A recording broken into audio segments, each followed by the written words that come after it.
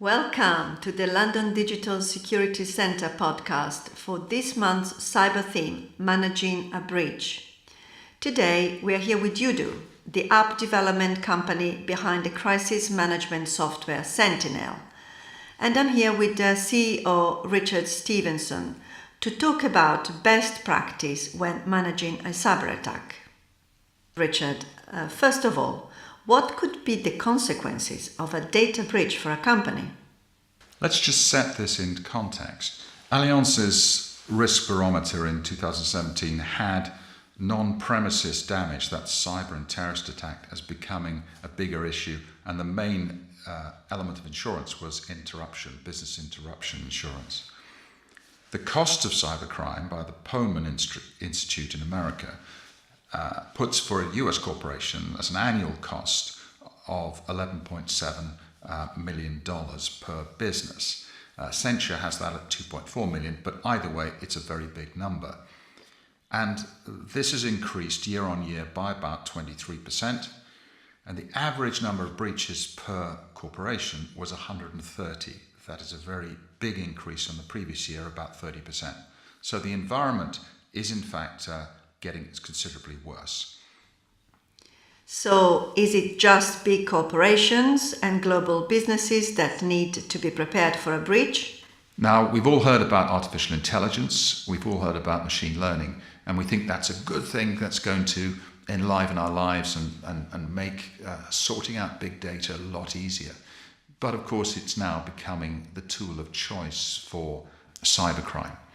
And therefore, we have to be incredibly more vigilant, and it will impact small and big businesses. And as the tools for cybercrime become more industrialized and more available, it will be much more across the spectrum of companies and organizations where attacks are taking place. There is no sector that is left untouched.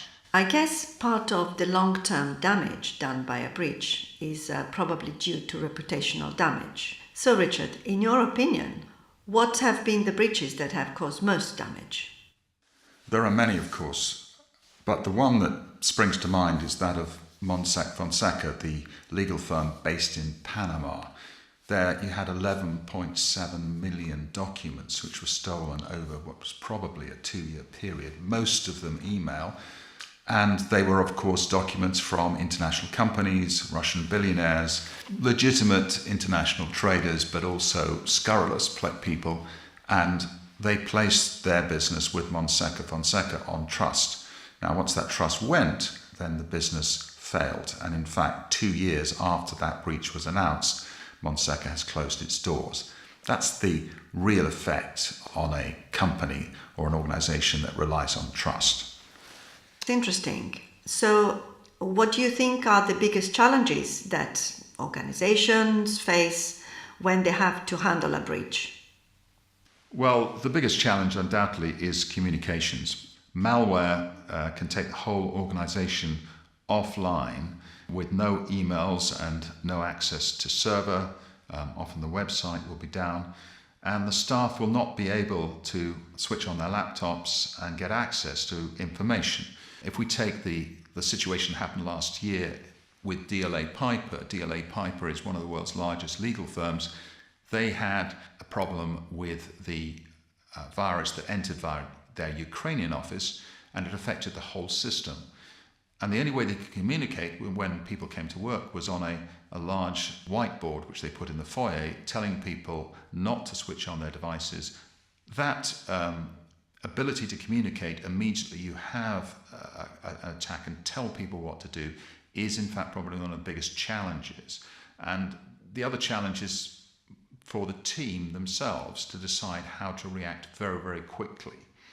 And that actually requires more than just the IT team, because this is a policy issue here, and it requires multidiscipline teams. So it's really important that when a cyber attack happens, that these teams are set up to assess things.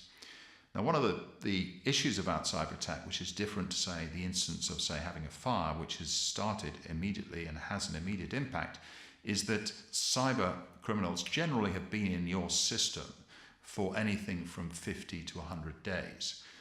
More than 50% of firms are now informed by an external source that they've had a breach. And so you're now discovering it in a very fast way, a very immediate way. Putting a team of multidisciplined people together is an essential part of managing a breach. That includes senior management, HR, IT, operational people, all of the stakeholders, the staff, the shareholders or the trustees, all will need to be informed in a different way.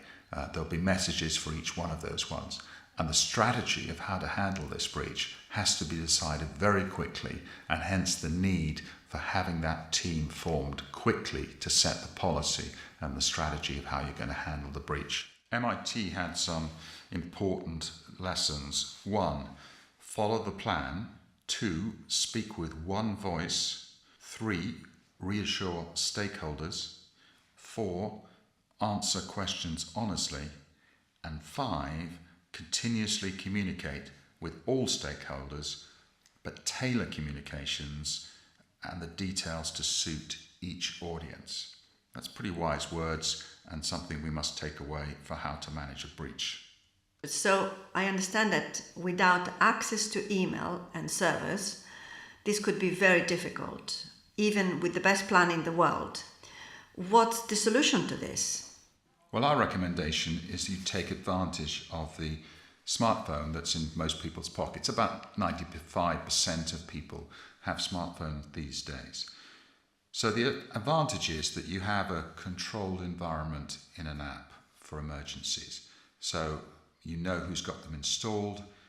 You can do practices beforehand so people are familiar before an incident occurs. It's independent as a communication channel, so if your phone systems or computer systems fail, then you have this as a communication channel. The contacts in there that you need to immediately access an emergency are controlled, and they're not able to be shared on social media, which breaches GDPR rules. They are continuously updated, and you can dial straight out and SMS straight out of the app. The offline library is equally important, and that is where your business continuity plans, disaster recovery plans, or even instructions of what to do are there located. Important in this design is that different people can see different documents, and therefore you can control those messages to the different people in the organization. In-app messaging is an alternative and a very secure way and very reliable way of communicating in addition to SMS and email. So you need to have multiple channels to make sure messages get through to people.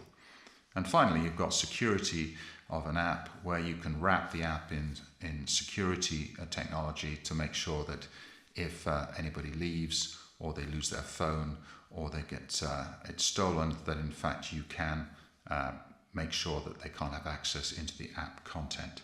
So the app solution is an excellent way of having an alternative channel of communications when a crisis hits, and particularly a cyber crisis. Okay, very good. So there is a lot for companies to consider when it comes to planning to manage a breach.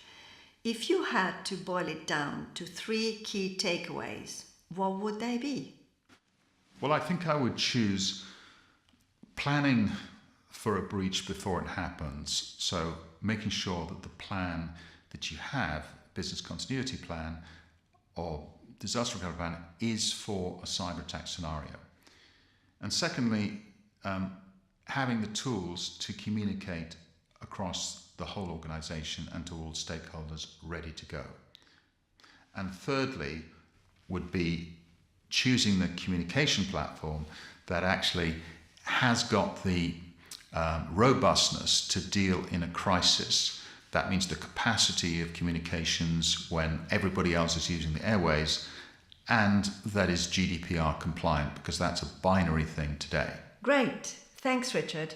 Thank you for listening to our podcast. If you want to find out more about managing a breach using the Sentinel app and communicating well in a cyber incident, check out www.yudu.com or follow on Twitter @YuduSentinel. Thank you.